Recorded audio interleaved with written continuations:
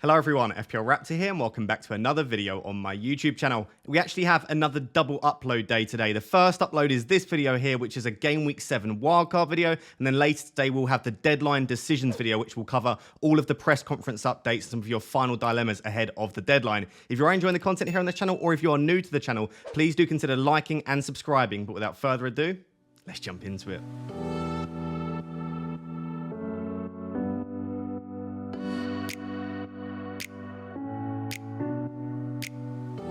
So guys, before we jump into the video, very briefly, because I know I've mentioned it in the previous two videos, but to give back to you and to say thank you for 100,000 subscribers, I am doing a big giveaway over on Instagram. 5 of you will be winning a Premier League jersey of choice, and all you have to do is 2 things. And this is an international giveaway, by the way. Anyone can enter from any country. You just have to follow me on Instagram. It will be linked in the description and the pinned comment at FPL__Raptor, and like both of my pinned posts. There's one of me with Chunks and there's one of me with Stormzy. That is all you have to do. Follow, like those 2 pinned posts, and you'll be entered into the giveaway. And after the Game Week 7 deadline, I will be announcing the 5 winners. So thank you very much again for the support, and make sure to enter the giveaway.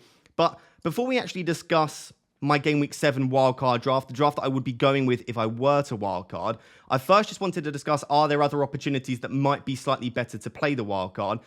And honestly, it is team dependent. If you feel like you need it this week, and I'm recording this on Thursday evening before the Friday press conferences, so I don't have all of the information around which players are fit and which players aren't, but I know a lot of managers have flag players. Maybe you've got like 5 or 6 flag players. Maybe you want to sort out your goalkeeper situation. Maybe you're sick and tired of the likes of Sterling, Rashford, Fernandes. So if you feel like you need to play it this week, that is absolutely fine. I have no issue with that. But I do also think there are 3 other opportunities that you might want to play it. And just to confirm, you have up until Game Week 20 to use your first wildcard. And then after Game Week 20, you get your second wildcard and you lose the first one. So if you are new to FPL, you're unsure, you can't roll your second wildcard across, or your first wildcard, I should say. After Game Week 20, you lose the first one and you gain the second. So you do need to use your first wildcard before Game Week 20, or before Game Week 21, by Game Week 20. Now, I think the 3 best opportunities to use your wildcard, if not this week, are probably Game Week 8, Game Week 9 and 10 I would group together, and then Game Week 18, 19 I would group together, but maybe specifically more so Game Week 19. And I think Game Week 8 is probably slightly better, in my opinion, than Game Week 7, because you get an extra week of information is the first thing. We still don't know a little bit about the Newcastle injuries, or at least at the time of me recording, I don't. Is it Wilson or Isak as first choice? We want to know stuff around maybe like Darwin. Is he going to be a serious option? Is he going to get enough minutes? And every single week, things change. For example, is Heung-min Son going to continue to start as the starting striker, which we think he will? Or will he maybe play some minutes out on the left? So whilst it might feel like this week in Game Week 8, the wildcard would be identical, every single week we get new information. So that is one advantage. And also, as I've said here, there are a lot of fixture swings that really do begin in 8. Whilst I don't think Villa and Spurs have bad fixtures this week, you would say really they're nice fixtures start from Game Week 8. And it's the same with Liverpool as well. They've obviously got Spurs this week. Realistically, they're really nice fixtures start from around Game Week 8 or 9. So whilst I don't have an issue with it in 7, I think delaying it 1 week could be useful. And if you do want to do that, something that you could do is maybe just use your 2 free transfers or use your 1 free transfer, take a couple of 1 week punts, and we say like dead end into Game Week 8. So in Game Week 7, take out your injured players, maybe take a punt on the likes of a Bowen, a Ward-Prowse, a Gordon, whoever you want to take a punt on, and then you can wildcard in Game Week 8. And I do, for a lot of teams, think that that might be slightly better than wildcarding this week. You could even take a punt on like Amdouni or Morris. You could take a punt on some of the double Game Week players and just delay the wildcard 1 more week. The only sort of limitations of a Game Week 8 wildcard is it's the week before an international break. And obviously, you could wildcard a perfect team and then get 4 injuries during the international break. And then all of a sudden, you're having to take hits the week after a wildcard. And also, there are a few players that still have decent fixtures up until sort of Game Week 9, Game Week 10.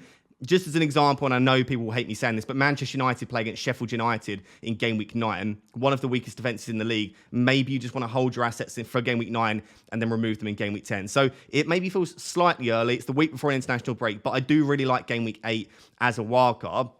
Still, my favourite wildcard opportunity for me is either Game Week 9 or Game Week 10, because I feel like you've got all of the big fixture swings happen in these 2 weeks. The likes of Liverpool, Villa, West Ham, we spoke about Spurs already. And also, you can start to bring in other assets. For example, obviously Chelsea, City and Man United, all of their fixtures start to turn for the worse around then. From Game Week 10 onwards, you might want to bring back in some of the Arsenal assets like a Saka or a Jesus. So I feel like there is just a really nice fixture swing where you want to take out a lot of the players that you might already own and bring in players that you don't necessarily necessarily own. But of course, this is team dependent. And as I've said, you may not need it. If you've already got Salah, you've already got Son, you've already got like a Diaby, maybe your team is in a position where actually you can get away with just using free transfers and you don't necessarily need to wildcard. But outside of that, I don't see any massive limitations to a Game Week 9 or Game Week 10 wildcard. I feel like it is a very nice week to do it. I suppose maybe the only limitation to a Game Week 9 or 10 wildcard, or to using it before Game Week 19, is that Game Week 19 is increasingly looking like a really nice opportunity to wildcard. So just in case you are unaware, in Game Week 18, Man City and Brentford both blank. That's it. It's only a blank game week for those two because of the Club World Cup. So City and Brentford will not play in Game Week 18. So if you have 2 or 3 assets from City and then 1 or 2 assets potentially from Brentford, you might be in a position where you don't even have 11 players. Now, I think that's probably unlikely. I think most of us will have Haaland. You might have an Alvarez, and maybe you've got like an Mbeumo or a Flecken in there, but you're unlikely to own lots of assets from these teams. However, obviously you might own a few, and it might make it pretty tricky if you've got a weak bench as well. So you might want to, what we say is basically dead end into Game Week 18. You can even remove Haaland, remove Alvarez, remove Mbeumo, remove all of these players, and then you can wildcard them back in Game Week 19. So you don't have to basically worry too much about the blank game week. You can sort of dead end into the blank game week and then come out the other side and bring back in the Man City and Brentford assets if you want to own them. And one of the reasons that you may well want to bring them back in on a Game Week 19 wildcard is because actually it looks like Manchester City could have a Game Week 20 double game week. So Brentford and Man City, I'll try to remember to flash it on screen. I'm reading a tweet from Ben Krellin. He seems to think that the most likely week for this fixture to be rearranged is in Game Week 20. So if Man City and Brentford blank in 18 and then double in 20, it might be nice to dead end into 18, wildcard in 19, and then have those assets for Game Week 20, if that makes sense. And the other reason you might want to wildcard in Game Week 19 as opposed to Game Week 20 is Game Week 20 looks like a very good week for Haaland triple captain. So Haaland could have a double game week of Sheffield United and Brentford at home. That looks perfect for a triple captaincy. So basically you would wildcard in 19, bring in triple City, maybe bring in 1 or 2 Brentford assets, and then triple captain Haaland in Game Week 20. So basically, I think these 3 weeks are probably slightly better than Game Week 7. But again, if you need it this week, if you've got injuries, if you're not happy with your team, I'm sure you can navigate all of these weeks without a wildcard. But I think in particular for me, 8 to 10, but specifically Game Week 10, I really like the look of. And then if you can hold it until Game Week 19, it could be a really nice opportunity. So with all of that in mind, let's say maybe you've already activated it or you're already pretty sure you want a wildcard in Game Week 7. Let's take a look at the draft. So guys, moving on to the draft for a Game Week 7 wildcard. There are lots of key decisions to be made on this, and I've been going back and forth on a few of them whilst I've been thinking about a wildcard. Just very quickly on my team, I'm actually pretty happy with it this week, and this isn't a bit of a flex, although I guess it is. I actually only have 1 flag player at the time of me recording this, which is Sven Botman, and I should note again, timestamping this, I'm recording this at 8 p.m. on Thursday, the 28th of September, so I don't have all of the Friday press conference news. So all of the flag players, Chilwell, Botman, Saka, I don't know at the time of me recording this. Of course, some of the news around those players might change the draft slightly, but I think generally it probably would be roughly what I'm going to present here today. You can see that I do have 1.6 million in the bank, and that is for a specific reason. That's not quite enough for what I think you would need it for, but I am trying to leave as much money in the bank as possible. So we'll discuss that throughout, where I think you might need some money in the bank for future transfers. We are lining up in a 3-5-2, and as you can see, this is 97% rated according to Fantasy Football Hub. Starting with the goalkeepers, I've actually gone for Areola and Turner. Now, I do think that the best rotation that you can possibly get is probably Areola and Flecken, but I just think there are certain positions, especially in the attack, where I think you'll need money in the future, that 0.5 million that you save going for Turner as opposed to Flecken is actually massive. So I personally think it might be worth the risk of going with Areola and Turner. The other reason that I say that is generally West Ham's fixtures are excellent, and in most weeks you don't really need Turner. So even if Turner does lose his place, I think Areola is pretty fine to start every week. And West Ham are a decent defence too. And even in the weeks where Areola doesn't keep a clean sheet, he does appear to be making quite a few saves. So I really like this as an option. It is very, very cheap, but I don't think it's necessarily an issue. And obviously starting this week, you've got Areola against Sheffield United at home. The defence was really tricky for me, right? I'm actually looking at this defence and I'm like, is it a good defence? Am I missing out key players? The first thing to note is there is no Kieran Trippier. Now, I can afford Kieran Trippier with the draft that I've built. You can see I've got 1.6 million in the bank. So at the time of me recording this, I have exactly the money to go from Fabian Schär to Trippier. it just really limits you moving forward. And again, there are going to be moves that you'll probably want to make in the next 3 or 4 weeks where you need to upgrade players.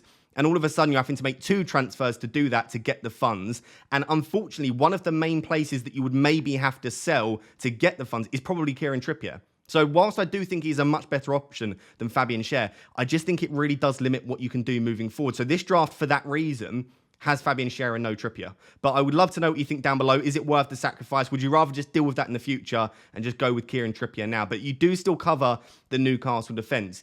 And before the Botman worry, and again, I am having to record this before the Friday press conferences, which isn't ideal, but before the Botman flag, I had Sven Botman in here. So I had Botman and Schär, and I didn't have either Zuma or Cash. But just due to the doubts, and due to the fact that I think these other options are really good too, I have removed Sven Botman. But if Sven Botman is confirmed as fit, or if he's only out for 1 week, I'd be very tempted to still get him in and go for the double up of Fabian Schär and Botman. But at the moment, I do have Kurt Zuma in the starting 11, which does give me a double up on the West Ham defence against Sheffield United at home. Because as I said, from game week 10 onwards, West Ham's fixtures are really, really good from a defensive perspective. And they've defended fairly well so far this season. Also, Kurt Zuma is incredibly... he's a massive goal threat from set pieces, and they've got Ward-Prowse now. So could I see Zuma scoring a header or two over this upcoming run? Absolutely, especially with Ward-Prowse on free kicks and corners. So I do really like him as a shout, and I do really like that Sheffield United at home double up, obviously, against them this week. I think that's not a clean sheet banker, you can never say that, but one of the best chances for a clean sheet in this upcoming game week. So I really like the Areola and Zuma double up. You can see I've also got Kabore in the starting 11. I don't love this, but I also think that you don't necessarily need 5 really good defenders. I think you can get away with having 1 cheaper defender. And if you are going to have a cheaper defender, it may well be worth going for a double game week 1. And we've spoken about Kabore in the videos earlier this week. Kabore's got a 0.37 non-penalty expected goal involvement this season. And whilst he isn't as nailed as the likes of Bell or Burke, he is pretty attacking, and I think it's probably worth the risk. So I probably would have Kabore in a game week 7 wildcard draft. I have gone back and forth, though, because if you put Udogie in there instead of Kabore, it gives you a really nice rotation between the 5 defenders that you've got.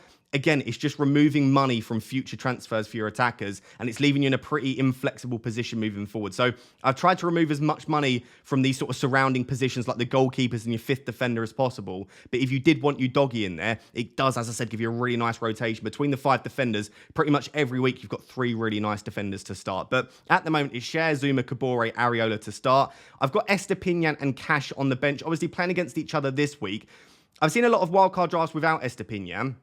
His data is just exceptionally good. And actually, from game week 10 or game week 11 onwards, Brighton's fixtures are really, really strong. And I think you are going to want Estepinian back in your team. So for me, his attacking data, the fact that Brighton generally are a very good defence, although they haven't started that way this season, and the fact that he also rotates quite nicely with Schär and Zuma, I think I would want Estepinian on my game week 7 wildcard draft and just save me a transfer further down the line. Because yes, you could go without Estepinian now and maybe opt for someone like Udogie instead, but you're going to want to bring in Estepinian, like I said, around game week 11, game week 12 maybe anyway. So I think I would just want to start with Estepinian. And then Matty Cash, we know Aston Villa are a really decent defence. Matty Cash is essentially at points playing like a right winger. The injury to Leon Bailey might mean that Cash plays for an attacking role quite a lot in the future, and the fixtures are there, the clean sheets are there. There's not a lot to dislike about Matty Cash, other than the fact that once Moreno is back, we don't know if Matty Cash might have maybe slightly fewer minutes because they might try to push like a centre-back out to that right-back position,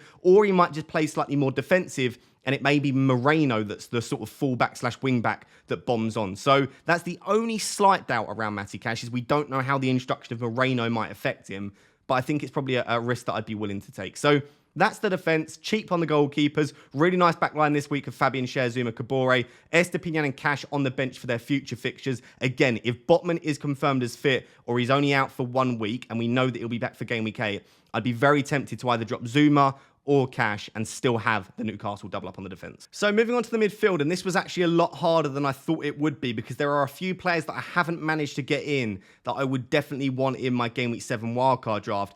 And this is where we're going to move on to this discussion around the money in the bank, because this is where I think a lot of wildcard drafts are falling short. And I think a lot of people are blinded by the next few weeks, blinded by the fact that certain players maybe aren't performing well now or might be injured, and not realizing that you need to consider how on earth you're going to get them around game week 10 or 11 if you want them. So let's discuss all of that.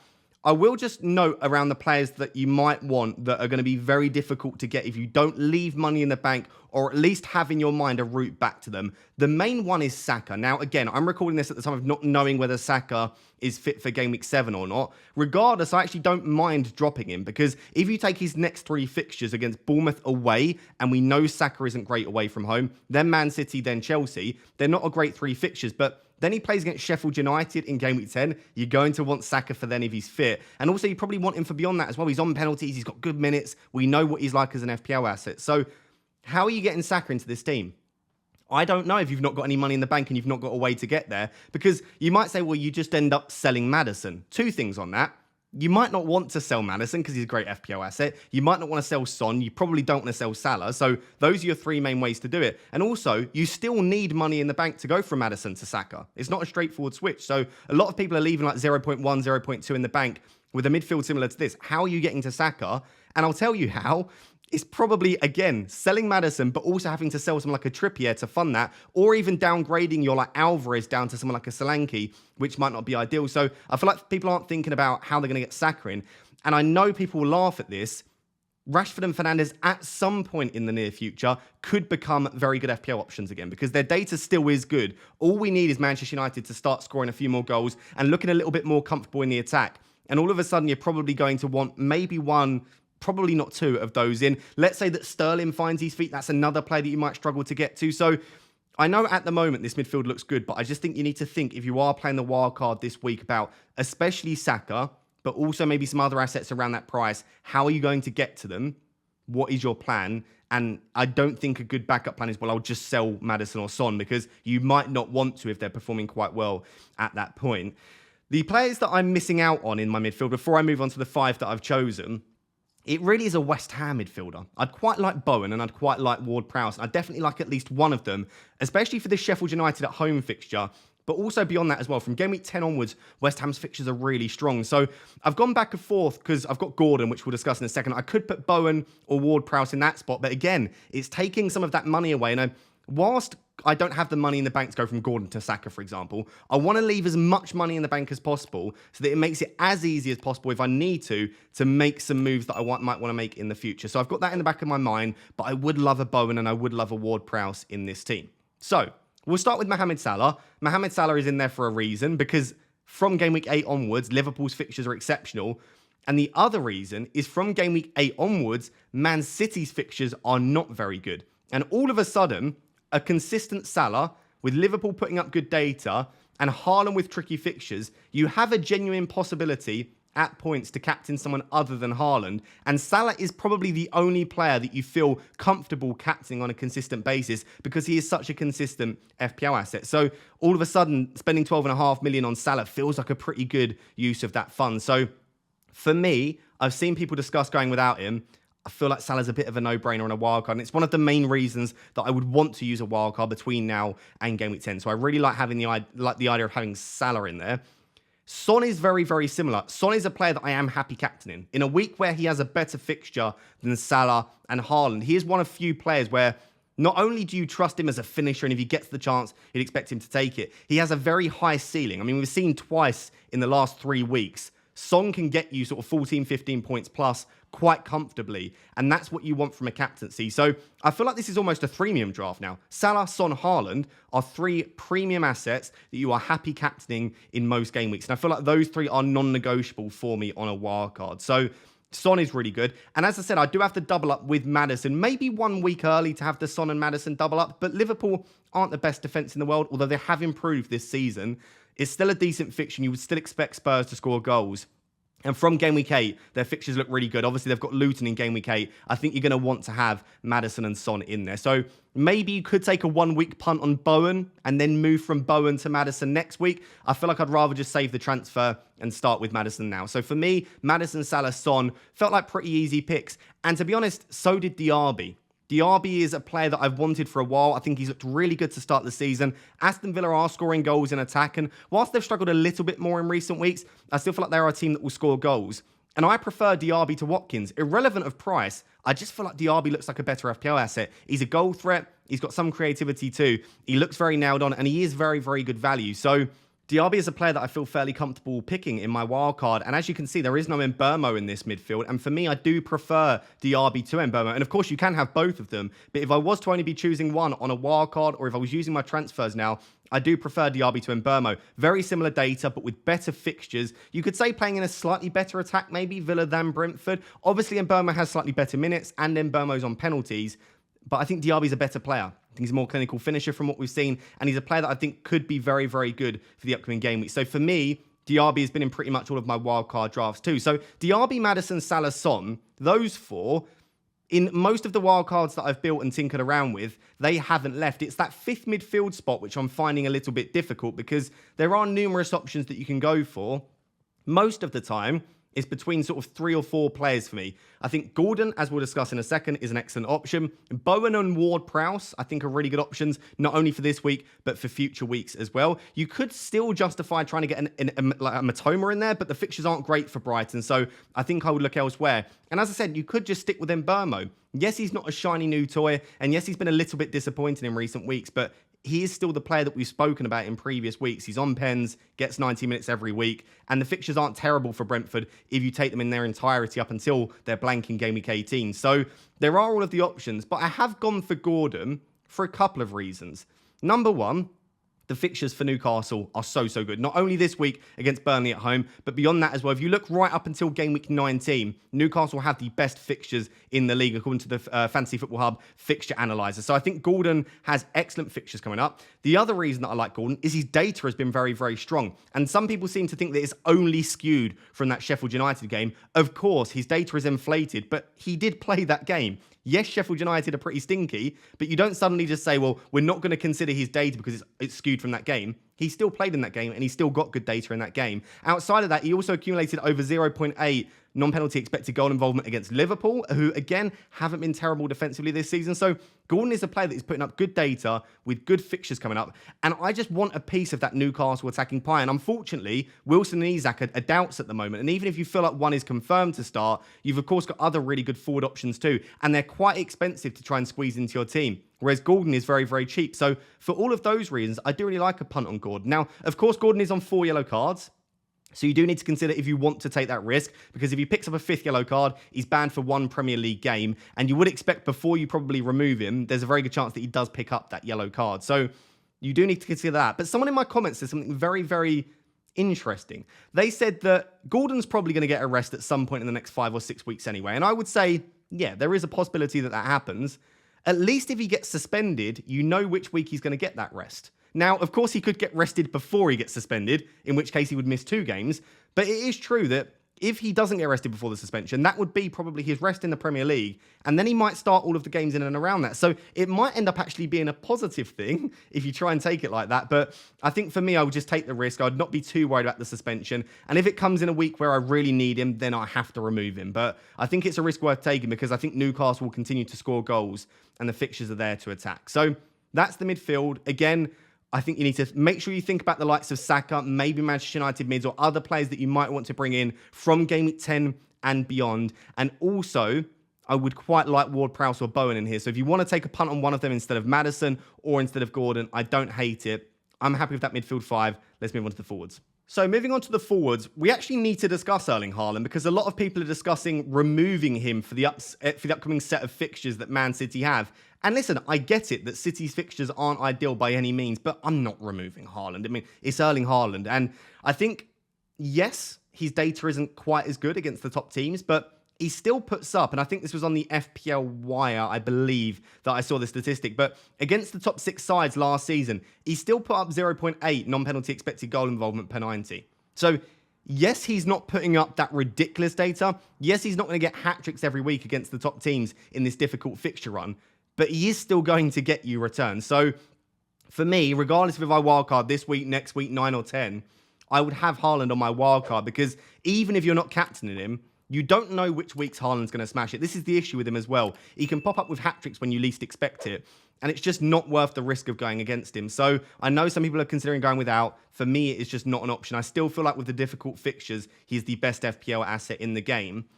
That second forward spot, and also the third one, considering going for a slightly more expensive, this is pretty difficult. I think there was probably 3 or 4 options that I was going back and forth on. The first is Alvarez, who, as you can see, is in here, despite the difficult fixtures for Man City, just because I still feel like you are getting a starting attacker for Manchester City. And regardless of their fixtures, that feels like a bit of a bargain at the moment, being able to get such a cheap way into the Man City attack on a regular and consistent basis. So until Alvarez loses his spot, I don't mind holding him through the more difficult fixtures. And he actually feels like one of the more reliable players at the moment. So for that reason, Alvarez does stay. But there are 3 other players that I was really heavily considering. The first is Carlton Morris. Now, I know I'm not a massive fan of him, and I don't think that Luton will score tons of goals in this double, but it is a really nice opportunity if you are wildcarding this week to get in a double game week player alongside Kabore. You would have 2 double game week players, and I think they are probably the 2 best to own. So I don't mind the idea of starting with him and then maybe looking to transfer him out in game week 8. But you are booking in a transfer. And again, am I that confident that Morris outscores Alvarez? Not particularly. So that's the reason that he's not currently in there. If Callum Wilson is confirmed as fit for game week 7, I'll be very tempted by Callum Wilson. His data is always so good. He's on penalties. We know that. He doesn't even need to get more than 60 or 70 minutes to get you attacking returns. And as I said with Gordon, I want a piece of that Newcastle attack. So I think if Wilson was confirmed as fit, I'd be very tempted to go for Callum Wilson. And then the player that I am most tempted by and very nearly made it in instead of Alvarez is Darwin. And I know I've got a bit of a sort of love story with Darwin based on last season. And I love him because I am a very data-driven manager. And expected goal involvement is one of the main things that I use for my decision making, and his data is up there alongside Erling Haaland, and it always has been. Actually, though, his expected goal involvement delta, so basically he's not underperforming his expected goals this season. He's actually finishing at a very decent level. He's slightly overperforming his expected goals. So maybe Darwin has now settled into the league, and he's going to start taking his chances, because based on this season, he's not been a poor finisher. And if you throw it back to his Benfica season, by the way, in 21-22, Darwin massively overperformed his expected goal involvement. And I know it's not as great of a league. The goalkeepers aren't a great standard, or at least is not as good as in the Premier League. But consistently, apart from last season, we tend to see that Darwin is a pretty decent finisher. If he does start to convert his chances, I would say Darwin gets close to essential level if his minutes are good. The data that he puts up, if he can finish even 60-70% of those chances, even if he's not performing at his highest level, with the fixtures that got coming up, if he gets enough minutes, Darwin will be in pretty much all of our teams. I can almost guarantee it. The only issues we have is he going to get enough minutes? We still don't know that. I mean, they've still got Jota, Gakpo, Diaz. I mean, they've got lots of options that they can play in those positions. So is he going to get enough minutes? We don't know. And is he going to consistently start converting his chances? Again, we've only seen 6-7 game weeks so far. We don't actually know if that's going to be the case. So I really do like Darwin, and I'd be very tempted to squeeze him in. I just wonder if it's slightly more sensible to start with Alvarez, and if Darwin continues to look good and continues to get good minutes, then you can move from Alvarez to Darwin. And this is another reason why I feel like it's good to have money in the bank, because there are moves, as I've been talking about all of this, where money in the bank will be useful. And of course, you can't make all of these moves, and some of them, the money in the bank doesn't even get you close, but it gets you closer. So whilst the temptation might be there to go for a Kieran Trippier instead of Fabian Schär, just think that then means you can't go from Alvarez to Darwin. That then means that you can't go from Maddison to Saka. That then means you can't go from Gordon to Mbeumo. And again, whilst you can't make all of these moves, I like the idea of having that flexibility. You're playing a wildcard slightly early, right? Game week 8 to 10 is when most people would want to wildcard. That's when most of the fixtures wings are. By going in 7, you're taking a risk. By going in 7 and having no money in the bank, you're taking an even bigger risk. So I just feel like it's worthwhile to try and keep that money in the bank if you can. And like I said, I feel like the spots where you would want to maybe make transfers is trying to find a way to get Saka into that midfield, maybe moving Alvarez to Darwin, or even Alvarez to Jesus, who you wouldn't want now, but you might want in the future. So that is the Game Week 7 wildcard draft. I would love to know what you think of it down below in the comments. Again, the few positions that I feel like I'm missing out slightly is probably the forwards that I discussed, mainly Darwin I would like to get in. I would like to get Ward-Prowse or Bowen in there. And I would also just be thinking for the future, are there any players that I don't have in here? Like, I don't have any Arsenal assets. I would want them probably from Game Week 10, starting to think about how I might be able to get them into my team. And let me know down below in the comments, are you playing your wildcard in Game Week 7? So guys, there you have it. That is my Game Week 7 wildcard draft. Let me know down below in the comments how similar it is to your draft if you are playing the chips. And if you're not playing the chip in Game Week 7, please let me know when you plan on playing your wildcard, or if you've already played it. I would love to know that information. And as I said, please do make sure to enter the giveaway as well. There'll be a link in the description and in the pinned comment. All you have to do is follow me on Instagram and like 2 pinned posts. It's very quick and easy, and you may well win a Premier League jersey of choice. Until next time, which will actually be a video later today, the deadline decisions video covering the press conference information. Thank you very much for watching. Cheers. Bye-bye.